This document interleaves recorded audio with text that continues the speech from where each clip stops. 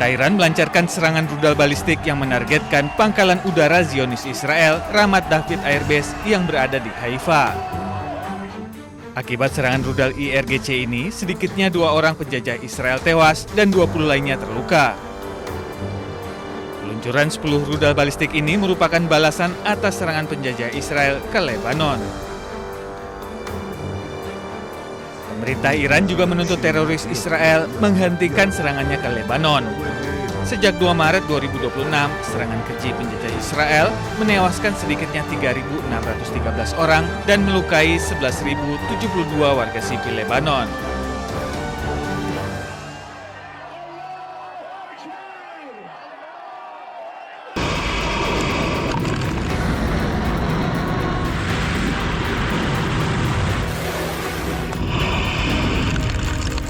Di tengah ketegangan atau perang di Timur Tengah yang masih belum mereda, Direktur Jenderal Badan Energi Atom Internasional Rafael Grossi menyebut Amerika Serikat dan Iran semakin dekat mencapai kesepakatan terkait isu nuklir.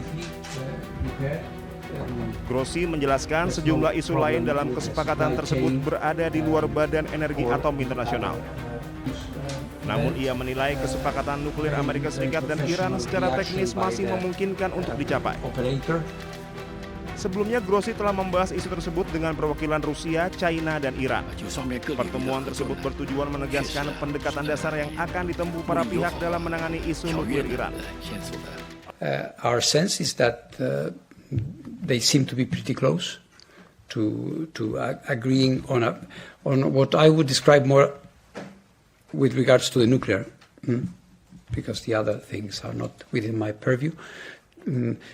To a sort of a framework, organizational, I would say. Amerika Serikat dan Iran telah terlibat dalam negosiasi kesepakatan sementara guna menghentikan perang yang telah berlangsung selama 3 bulan. Namun di tengah bentrokan berkala, kesepakatan masih belum tercapai.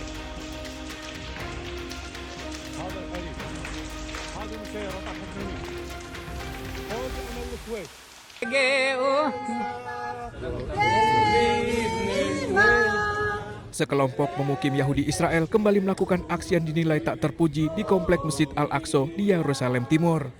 Setelah memaksa masuk ke kawasan suci Al-Aqsa, mereka langsung membuka dan mengibarkan bendera Israel. Tidak hanya itu, dengan lantang mereka menyanyikan lagu kebangsaan Israel.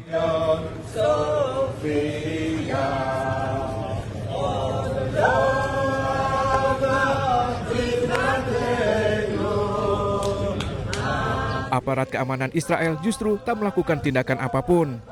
Padahal ada aturan yang melarang pengibaran bendera termasuk simbol asing apapun di komplek Al-Aqsa.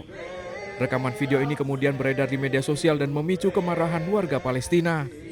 Bagi umat Islam, Masjid Al-Aqsa merupakan situs paling penting dan keberadaannya sangat dihormati.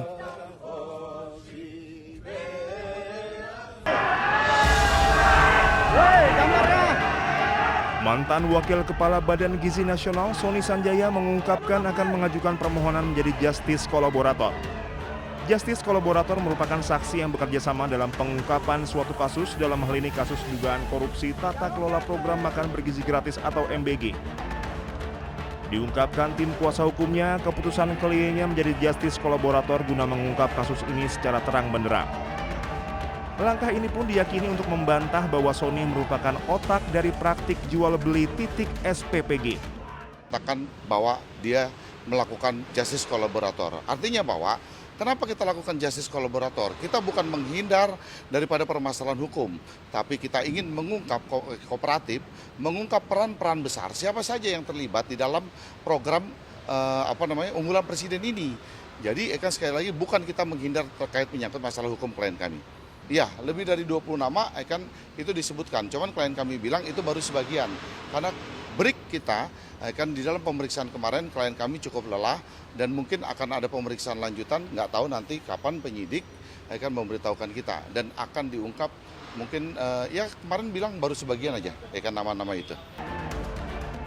Sebelumnya, Kejaksaan Agung menetapkan Sony, mantan Kepala BGN Dadan Hindayana, dan satu wakil kepala BGN lainnya, Lodwig Pusung, sebagai tersangka dalam kasus ini. Ketiganya diduga melakukan intervensi dalam proses verifikasi portal mitra BGN yang meloloskan yayasan-yayasan mereka meskipun tidak layak. Tim Liputan Anyus melaporkan.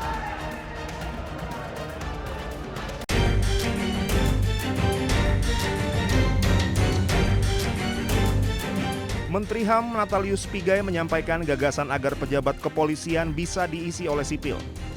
Hal ini sudah biasa dilakukan di negara-negara maju. Kapolri sebagai pucuk pimpinan tetap dipegang dari kepolisian, sementara jabatan strategis lainnya diisi oleh sipil, seperti jabatan manajerial, keuangan, teknologi, dan perencanaan. Dengan jabatan sipil di tubuh Polri bisa memberikan kesempatan kepada ASN Polri untuk menduduki jabatan strategis dan tidak berhenti di eselon 4. Seperti NYPD. Ya, NYPD itu pucuk pimpinannya sipil. Dulu sebelumnya dia Departemen Sanitasi. Sekarang menjadi kepala NYPD. Tapi kalau pemimpin khusus teknis operasional kepolisian namanya Chief of Department, itu polisi, tapi pimpinannya selalu sipil. Wakil Ketua Komisi 3 DPR RI Ahmad Saroni mengkritik pernyataan Pigai. Saroni meminta Pigai fokus menjalankan tugasnya di bidang HAM. Karena jabatan di institusi kepolisian tengah dalam proses pembahasan RUU Polri di DPR. Bang Pigai, jangan usul yang enggak. Bang Pigai fokus aja sama membela siapapun dia pada hak-hak sebagai manusia. Rasanya itu lebih bermartabat daripada Bang Pigai mengusulkan jabatan pucuk pimpinan di kepolisian bisa diberikan oleh sipil. Bang, please Bang, Abang fokus saja kepada pekerjaan Abang, jangan ngurusin yang lain-lain. Sementara itu, Kapolri memberikan ruang bagi sipil untuk dapat menduduki jabatan strategis di Polri. Hal ini juga menjadi timbal balik karena polisi juga bisa menjabat di luar struktur. Ya memang kita memberikan ruang resiprokal untuk ASN bisa masuk ke polisi. Oh, begitu. Jadi akan didorong di revisi. Pada saat kita diberikan ruang di luar struktur, maka kita juga memberikan ruang dari ASN di luar Polri untuk bisa masuk ke Polri. Saat ini revisi Undang-Undang Polri masih dalam pembahasan di DPR. Pemerintah menginginkan substansi yang direvisi dalam Undang-Undang Polri akan menguatkan pelayanan, pengayom, dan pelindung masyarakat. Tim Liputan Anyus melaporkan.